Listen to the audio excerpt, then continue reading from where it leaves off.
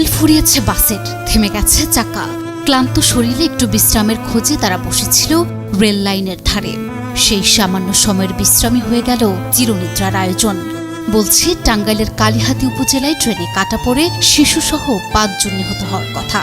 একটু জিরিয়ে নিতে রেল লাইনে বসা মানুষগুলো জানতও না মৃত্যুর দূত হয়ে তেড়ে আসছে এক দানবীয় ট্রেন। ঘটনাটি শুক্রবার রাতের। গাইবান্ধার সাদুল্লাপুর থেকে ছেড়ে আসা একটি যাত্রীবাহী বাস তখন টাঙ্গাইলের কালিহাতীর ধলাটেঙ্গর এলাকায়। হঠাৎই জ্বালানি শেষ হয়ে মাঝপথে থমকে দাঁড়ায় যানটি।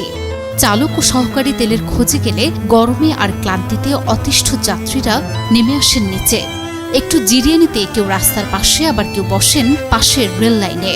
তারা জানতেন না অন্ধকারের বুক চিরে মৃত্যুর দূত হয়ে ধেয়ে আসছে এক দানবীয় ট্রেন, সিরাজগঞ্জ এক্সপ্রেস।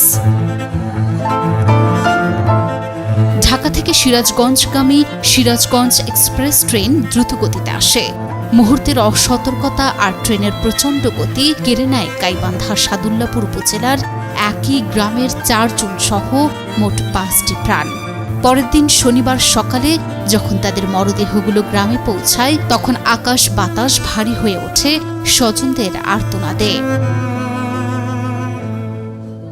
টাঙ্গাইলের কালিহাতীতে ঘটে যাওয়া ভয়াবহ ট্রেন দুর্ঘটনায় গাইবান্ধার সাদুল্লাপুর উপজেলার ধাপেরহাট ইউনিয়নের নিজপাড়া গ্রাম এখন এক নিস্তব্ধ শোকের জনপদ। একই এলাকার 5টি তাজা প্রাণ অকালে ঝরে যাওয়ায় পুরো গ্রাম জুড়ে নেমে এসেছে শোকের কালো ছায়া। নিহতদের পরিবার ও স্বজনদের বুক ফাটা আর্তনাদে ভারী হয়ে উঠেছে আকাশ বাতাস।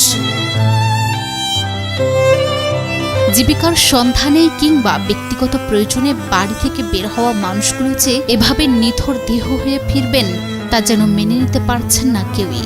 কান্নার রোল আর স্বজনদের আহাজারিতে এখন সেখানে শুধুই শোকাতুর পরিবেশ। তেলের অভাবে থমকে যাওয়া বাসটি যেন মৃত্যুর হাতছানি দিয়ে ডাকছিল তাদের।